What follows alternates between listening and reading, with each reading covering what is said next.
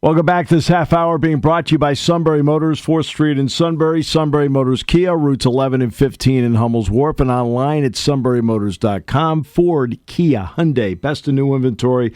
Great pre-owned inventory with the Sunbury Motors guarantee. Terrific service department, whether it's quick lane inspections, routine, difficult, they handle it all. At Sunbury Motors, 4th Street in Sunbury, Sunbury Motors Kia, routes 11 and 15 in Hummel's Wharf, and online at sunburymotors.com. Very pleased to be joined by my great friend and my broadcast partner for the last 26 seasons on Penn State football, Jack Ham. Partner, welcome back. Great to have you with us. Good to be with you, Steve. That's quite an introduction. Oh no, it's getting my car inspected in Sunbury. It's perfect. You're all set to go. In fact, we may be able to get you a discount. Let's start with the defensive play, and I want to talk about the linebackers and going with two linebackers, Rojas and Campbell. What have you thought about watching that combination play to this point? Well, I think that going in, I think we felt Rojas, who is a very, very athletic, who ran a sub 4.4 40-yard dash, so we thought he could go sideline to sideline. I think I'm very surprised at how well Campbell has really meshed into our defense, and it seems like he's been there for 2 or 3 years in our defense, and very comfortable. He's just a smart football player to take very good angles when he's making plays in traffic. He knows when to disengage with an offensive lineman or a back trying to block him. He's got good vision as well. And I think he has been a surprise for me in the sense of how well he has played. So the corner play, Oregon has terrific receivers, Benson, Moore, Bryant, terrific receivers. When you look at Penn State's corner play and what they're capable of, what do you think about that matchup with Oregon's receivers? I think, Steve, this will probably be the key for the football game, who's going to win or lose the game on Saturday, because our secondary is outstanding in man-to-man coverage. And you look at all the corners who played in preseason camp in the first 3 games. They are very aggressive, bump and run, man-to-man. They challenge wide receivers. The only thing in those first 3 games, Steve, we probably haven't been challenged enough in the secondary with really good wide receivers. All of a sudden, after those 3 games, we're going to hit Oregon, and you're right. Wide outs, they've got a tight end. Their backs out of the backfield can catch the football as well. And this will be the challenge right now. The best part of our defense is our secondary, and those wide receivers for Oregon are outstanding, and that'll be a key matchup. What about the fact that Jim does mix up some coverages? It's not always man, but he mixes up some coverages. How difficult can he be to read sometimes? Very much so. I think that's the key to why he's such an outstanding defensive coordinator. The fact that we can have people disguise coverages, and this is what they worked on. This is why those first 3 games of the season, the communication, giving a bad pre-read to a quarterback, all those little things you do that really help you when you get into the Big Ten schedule. And those are the things that I think we worked on. We had some communication issues in the first 3 games. We kind of, I think, ironed those things out going into the Oregon game. So I'm looking forward to how well our defense and how well we disguise coverages against a veteran offense for Oregon. We saw last year what a challenge it was for every team to face a quality tight end like Tyler Warren. What kind of challenges does Kenyon Sadiq bring as the Oregon tight end? Well, he's about as good, first of all, about as good a tight end as there is in the country right now. Sadiq is a guy, and he doesn't take plays off and just be a glorified wide receiver at the tight end position. He will block. He's outstanding at the point of attack when they're running the football. He's about 250 pounds. He can get deep down the middle of the field. I mean, no question they've got outstanding wideouts. But when you have a tight end like this, like we had last year with Warren, he can do so many different things, and he can get deep down in the middle of the field. You play a cover 2 zone, he can split that inside the hash marks as well and get deep and really challenge that 2 deep zone. So he's a guy that I think we're going to have to really be concerned about. No question the wide receivers, but the key to their passing game offensively is their tight end. All right, so when Dante Moore was at UCLA, the issue was, and he was a young quarterback at the time, and it happened to be turnovers. Well, he hasn't done that with Oregon. He's played really well. But when you've watched the video, how often has he really had pressure on him in the pocket? Oh, none at all, Steve. I mean, just in the first 3 games, they could do exactly what they wanted to do. You never had a second or third down and long situation where they had to convert to keep a drive alive.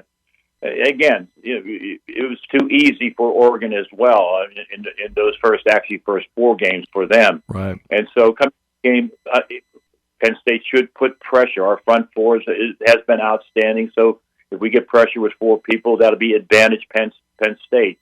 Not seeing any of the pressure, not being involved in any kind of crowd noise as well, is all those kind of things. All of a sudden, is going to be a factor against that Oregon offense. The crowd noise, and I always say that football is that one sport where that crowd is truly a factor, and I think that whiteout crowd Saturday night will obviously be very loud and be a concern for the cadence for Oregon.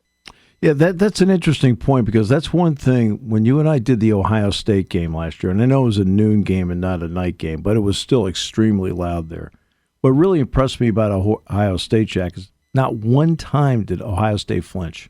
Not one time. And I was so impressed by that. Yeah, exactly. You'd have thought there would have been a false start. Something, especially on the tackles, who are probably the furthest away from the quarterback when he's trying to call out signals, that there would have been something like that.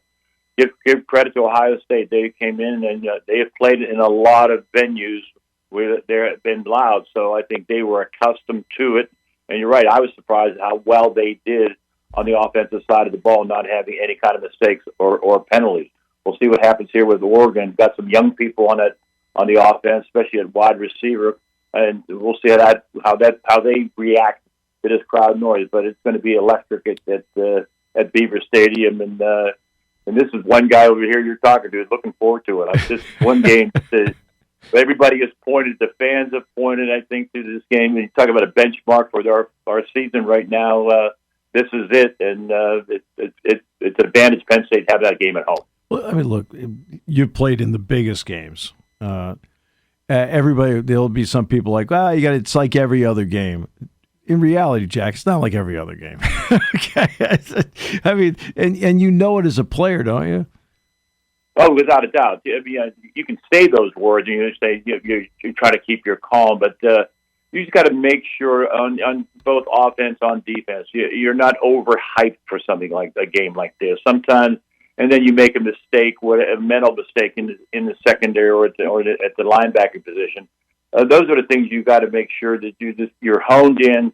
It's great to be pumped up for a football game and motivated, but you got to make sure you keep your calm as well out there, especially on that defensive side of the ball, because communication is it's going to be very loud for our defense when the crowd noise is there for their offense. So we got to make sure our communication is down and making sure all the hand signals we have, because it's going to be so loud that our defense is going to have to react to that crowd noise as well. Detroit played at Baltimore on Monday night, and they ended up sacking Lamar Jackson 7 times, but they also ran for 224 yards between Gibbs and Montgomery. So let's get to the running game for Penn State. Last year in the Big Ten championship game, they ran the ball well against Oregon. How important is that going to be to take pressure off Drew Allard that they have a running game? Oh, the running game, I don't care what level you play. Look at last year in the NFL with the Philadelphia Eagles. I mean, they win the Super Bowl because they controlled the line of scrimmage on both sides of the ball. I mean, you run the football, that will open up everything for you. We were able to get 292 yards. We had our running backs run the football. We had our quarterback, Drew Allard, run as well.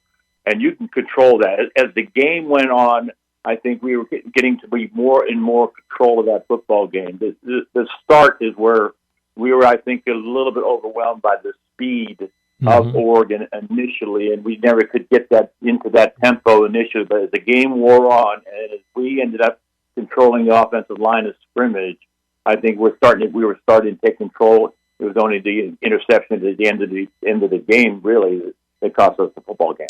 Yeah, and that brings us to Kron Allen. Kron Allen got down to 217. Now he's 219. He had an off season where he was able to participate in everything. What difference have you seen in him, Jack? Well, I mean, the evidence is out there, Steve. I mean, he would not have had that 67-yard run that he had for a touchdown. He is. We always talk about Singleton being explosive. Well, Allen is there as well because he has been healthy all throughout preseason camp, and he was. You talked to James, and he's the one guy. He's dropped about 8 or 9 pounds. He's quicker. He's even stronger by being in the weight room. And I think he gets it. He knows what he has to do to get better, and he has done that each and every year. And he is so much quicker that a couple of times in practice, I mistook Allen for Singleton, and he has that kind of quickness now, that kind of burst. And like I said, he would not have gone 67 yards without doing the hard work in preseason camp, spring ball, all the way down the line, and losing about 8 or 9 pounds.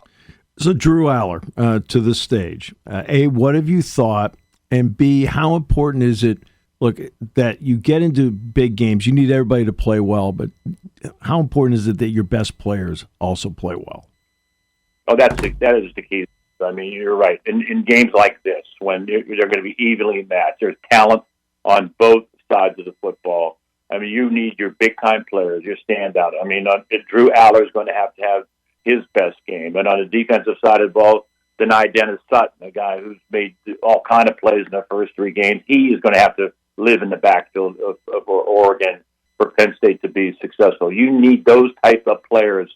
And I think also in a game like this, now is when we need those wideouts to really step up because we brought in 3 guys, Hudson, Pena, and Ross. And all 3 of those guys, I think they kind of worked them in the first 3 games to get comfortable with Drew. We're going to need our wide receivers going to have to make big plays in this game. How important can, for example, a Singleton be in this pass game? Oh, without Singleton will be a big factor in this because you end up trying to go man up downfield or sometimes double one of our wide receivers, and then you have Singleton out of the backfield who's he runs under 4.4 as well. So we've got a running back who can catch the ball out of the backfield and not just a dump off for 4 or 5 yards, but he can take it 50 or 60 yards downfield. He has that type of ability. He has worked on his hands. Another guy who catching the ball out of the backfield, not just swing routes, but also routes downfield against linebackers or safeties at times on nickel. And he's been able to do that as well. He's got that kind of capability. Somewhere along the line, along with the wide receivers, somebody else is going to have to make big plays on the offensive side of the ball, and our running backs in the passing game could be a key. Yeah, and then there's that offensive line, not only protecting Aller, but again, you talked about the 292 they ran for against Oregon last year. I mean, so often you get into these games, and it's the guys up front, whether it is, setting up linebackers to make tackles or setting up quarterbacks and running backs to make plays. Oh, yeah, this offensive line. I know it's not the sexy position on a football team, but this is where you win football games. You those guys up front. And like I said, they were able to do it last year against the quality defensive line for Oregon. Now, running the football effectively, ball control, keeping the ball away from their offense as well, converting on 3rd downs, converting on 4th down situations where you keep a drive alive and you're not punting the football back to Oregon. We've got to limit the possessions that Oregon offensively has against us on Saturday, and we can do that by just 3rd down conversions, 4th down conversions. How important is the practice field, not just to practice, but also to be like a sanctuary away from the outside noise? I think for all the guys, especially in the last 2 weeks, preparing for this game, I think once they get into the locker room or onto the football field, practice field, you're right. That is where they can put out all the noise. I think they are a veteran team, so I think they're pretty grounded. There's going to be times when they're going to make a play. We're going to have to adjust to that. It's not all going to be smooth on Saturday night. And I think getting onto the practice field, you're right. It is kind of a sanctuary where you're away from all the noise and all the hype and everybody calling and texting and whatever the case may be.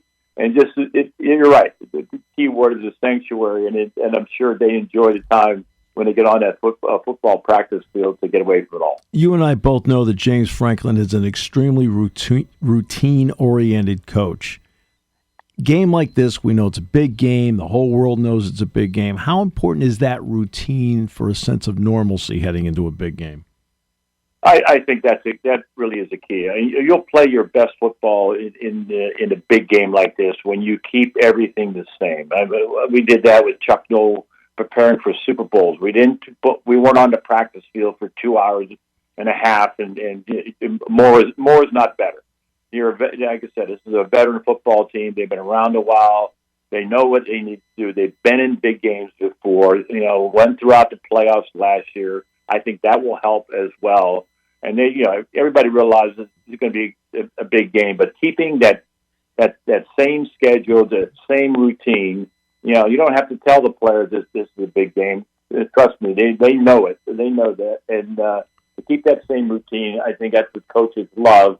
And James Franklin has been really good at it. Yeah, finally, I want to ask you about the play of Chaz Coleman to this point. You and I expected Darius Dixon to step in because we watched him in the spring. We thought, you know what, this guy's going to keep going. He's going to play.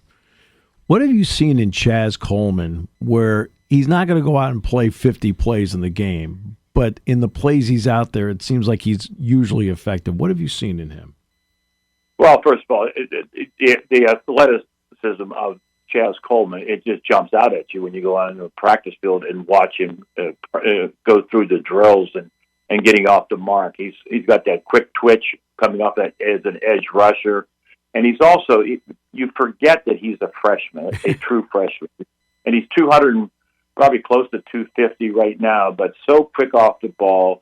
And he's able to get up the field on an offensive tackle on third and long, second and long situations this week. I mean, he could be a factor in the outside because people will be conscious of denied Dennis Sutton on the other side. The body of work for him has been shown up in the first 3 games, so they're going to have to adjust to that. Where Coleman and spot play, you're right, you're not going to play him the entire game, but you spot play him on passing situations where he is so effective and should get that one-on-one blocking because of denied Dennis Sutton on the other side. So a chip by a tight end or a running back will not be the case for Coleman. He beats the offensive tackle in front of him.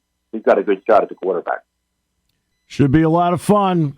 Saturday night, we're looking forward to it. Yeah, starts at we're on at 6 o'clock. At least Roger is. After Roger's intro, we should be on at 6:40. No, I'm just kidding. Yeah. It's electric there Saturday night, and it's great for the fans. It's great this football team, and you know what? I'm sure we'll have a lot of recruits there as well. But this is why you go to Penn State to play in games like this. Yeah, over 100 recruits. How about that? I mean, it speaks for itself. This half hour has been brought to you by Sunbury Motors, 4th Street in Sunbury. Sunbury Motors Kia, routes 11 and 15 in Hummel's Wharf. Online at sunburymotors.com on News Radio 1070 WKOK.